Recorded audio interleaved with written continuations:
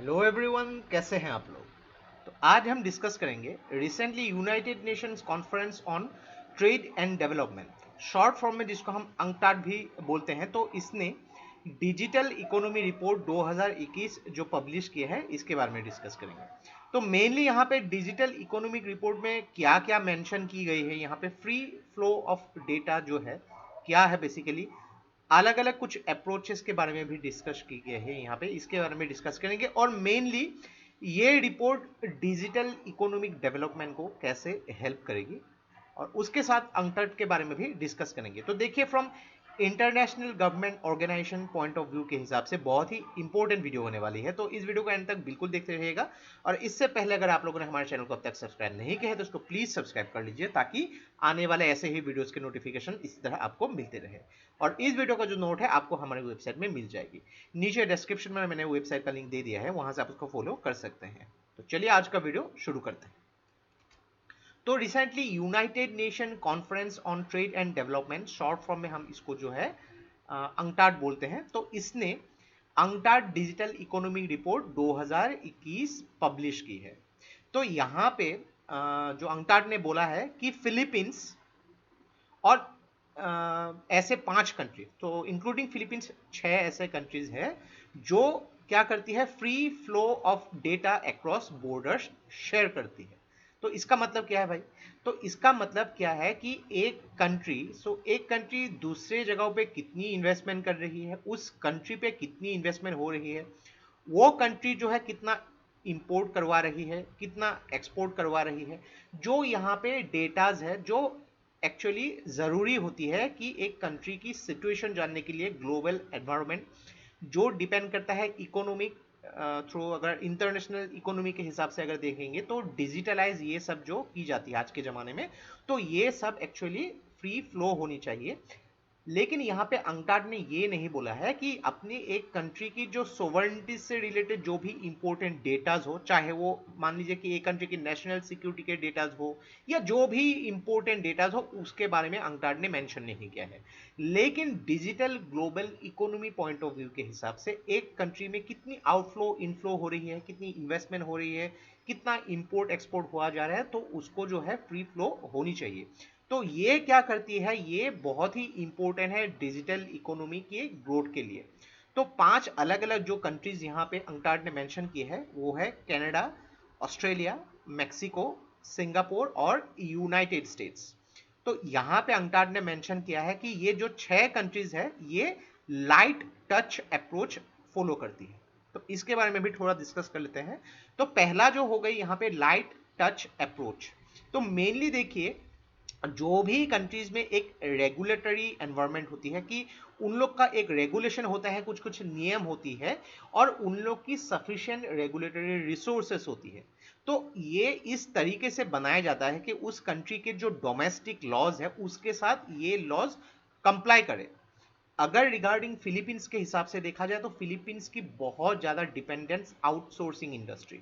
Outsourcing industry मतलब क्या है कि फिलीपींस अपने घर में बैठे हुए ऐसे इंस्टीट्यूशंस है यहाँ पे जो अलग देशों के लिए काम करती है, और उनके वहां से जो है इनफ्लो फिलीपींस में आती है। तो ये जो बेसिक प्रोसेस आउटसोर्सिंग, तो बिजनेस आउटसोर्सिंग हो गई, यहाँ पे नॉलेज आउटसोर्सिंग हो गई। तो ये जो है, अगर ऐसे सब डेटा फिलीपींस शेयर नहीं करेगी कि किस तरीके से उन लोग इनफ्लो आ रही है थ्रू आउटसोर्सिंग, तो क्या होगा, डेफिनेटली काफी कुछ चीजें कैलकुलेशन में प्रॉब्लम होगी जो भी कंट्रीज डील कर रही है। तो ये सब भी अलग अलग कंट्रीज को पता होनी चाहिए।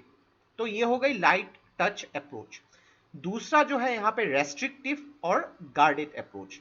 तो रेस्ट्रिक्टिव और गार्डेड अप्रोच क्या है कि यहाँ पे क्रॉस बॉर्डर जो डेटाज को बहुत ही रेस्ट्रिक्टिव तरीके से या फिर गार्डिंग तरीके से शेयर किया जाता है। बहुत सारे कंट्रीज के नाम लिए गए हैं यहाँ पे, इंडिया हो गई, China, Indonesia, Nigeria, Pakistan involve है यहाँ पे, Kazakhstan, Rwanda, Russia, Turkey, Saudi Arabia और वियतनाम। काफी कुछ अगर आप देख सकते हैं, पूरे एशिया की जो डेवलपिंग कंट्रीज यहाँ पे शामिल है।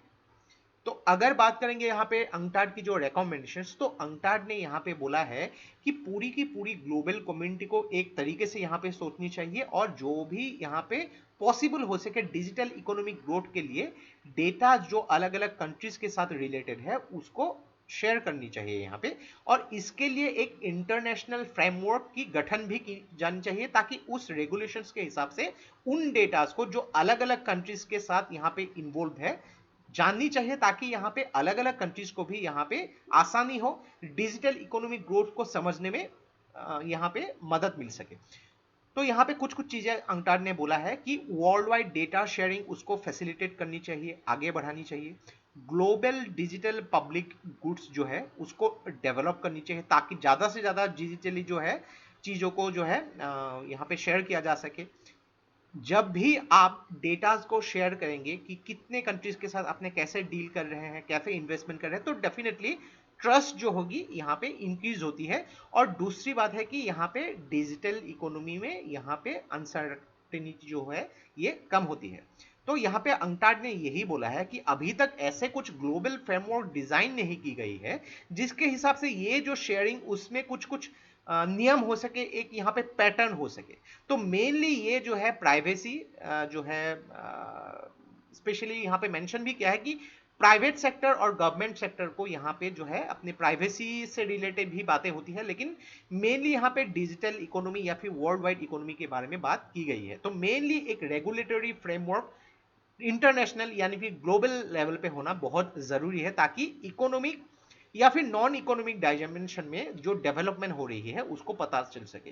तो नॉन इकोनॉमिक डायमेंशन में मतलब मान सके आप जो सोशल डेवलपमेंट की उस देश में जो है हेल्थ के ऊपर तक कितना खर्चा किया जा रहा है, एजुकेशन के ऊपर कितना खर्चा किया जा रहा है, जो गरीबों की मदद के लिए कितना खर्चा किया जा रहा है, तो ये भी हो गई सोशल डेवलपमेंट। तो ये सब भी एक ताकि नेशनल इंटरनेशनल लेवल पे पता चल सके। तो अगर अंकटाड के बारे में बात करेंगे तो ये जो है एक परमानेंट इंटरगवर्नमेंटल बॉडी है जिसकी स्थापना हुई थी 1964 में। जेनीवा स्विट्जरलैंड में इसका हेडक्वार्टर है और ये मेनली देखिए एक डेवलपमेंट फ्रेंडली इंटीग्रेशन है ताकि डेवलपिंग जो कंट्रीज है वर्ल्ड इकोनॉमी में उनकी कंट्रीब्यूशन को लिया जा सके। अंकटाड अगर देखेंगे काफी सारे रिपोर्ट्स पब्लिश करती है, जैसे कि ट्रेड एंड डेवलपमेंट रिपोर्ट हो गई, यहाँ पे वर्ल्ड इन्वेस्टमेंट रिपोर्ट हो गई, लीस्ट डेवलप्ड कंट्रीज की रिपोर्ट हो गई, यहाँ पे अलग अलग जो लीस्ट डेवलप्ड कंट्रीज है यहाँ पे, then information and economic report हो गई, यहाँ पे टेक्नोलॉजी एंड इनोवेशन रिपोर्ट हो गई और कमोडिटीज एंड डेवलपमेंट रिपोर्ट हो गई। तो काफी कुछ जगह में अगर यूपीएससी अभी जो रिसेंटली आने वाली है यहाँ पे रिपोर्ट्स के मामले में जो है काफी कुछ प्रश्न पूछे जाते हैं, तो इसको थोड़ा सा ध्यान दीजिए कौन सी ऑर्गेनाइजेशन कौन सा रिपोर्ट पब्लिश करती है, भारत की रैंकिंग उसमें कितनी है, तो ऐसे कुछ कुछ चीजें आपको पूछे जा सकते हैं। तो ये था हम लोग का कंप्लीट एनालिसिस रिगार्डिंग अंकटाड ने रिसेंटली जो पब्लिश की है डिजिटल इकोनॉमी रिपोर्ट 2021। आपके प्रीलिम्स तो होने ही वाले हैं यहाँ पे, स्पेशली मेंस से रिलेटेड ये बहुत ही इंपॉर्टेंट टॉपिक है। तो आशा करते हैं इससे आपको बहुत कुछ चीजें सीखने को मिला होगा। और ये वीडियो अगर आप लोग को अच्छा लगा इसको प्लीज लाइक कीजिए, इसको सब्सक्राइब कीजिए, इसको शेयर कर दीजिए, क्योंकि ऐसे वीडियो बनाने के लिए हम लोग को बहुत ज्यादा मेहनत और रिसर्च की जरूरत होती है और आप लोग का सपोर्ट हम लोग को बहुत ज्यादा इंस्पायर करता है और भी हार्ड वर्क करने के लिए। तो आज के लिए बस इतना ही, देखते रहिए study wise, take care, thank you and जय हिंद।